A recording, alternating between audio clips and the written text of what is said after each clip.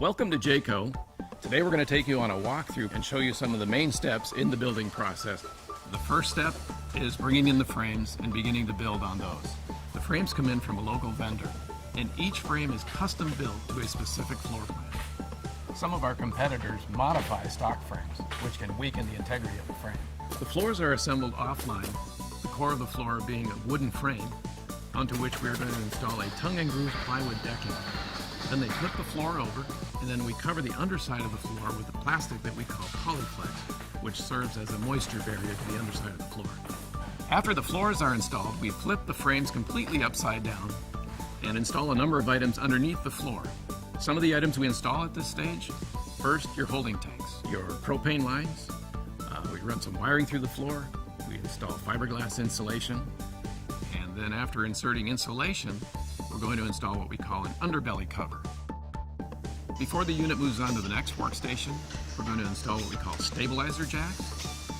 And then we install the axle, and of course the tires and rims. And then they're going to flip the unit back upright, and they set the tires down in these green carriages, we call them. And this system allows the workers to simply hand push the units from one workstation to the next. In all of our facilities, the cabinets are built on the mezzanine above the production line in our cabinet shop. And then they are slid down a chute to the point on the production line where we install cabinets in the interior walls. This frees up space on the main floor and improves workflow. Sidewalls are built with what's known in the industry as the stick and tin method. When we install the insulation, and not all manufacturers do this, we glue the insulation to the back side of your interior wall panel. This prevents the insulation from gradually sagging. So the next step in the process is to attach the aluminum siding to the studs on the outside of the sidewall. This is what we call hanging the metal. The roofs are installed next, and those are built up on the mezzanine next to the cabinet shop. They run wiring through the roof, they install fiberglass insulation, and then they top it off with a plywood decking, similar to how we build the floor.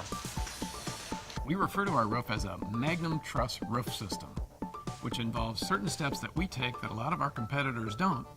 The end result being a roof that is 50% stronger than our competitors' roofs. Eventually, we will cover that plywood decking with a single sheet of rubber.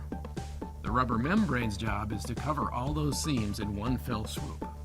The last 8 stations on the line we refer to as final finish. It's where we're putting the finishing touches on the units. As part of our quality assurance routine, we perform 29 different functions tests on every single trailer as it makes its way through the plant. These tests are related to the electrical systems, the water systems, and the propane system. And you just saw it. We build them to last. And we've been doing it for nearly 50 years.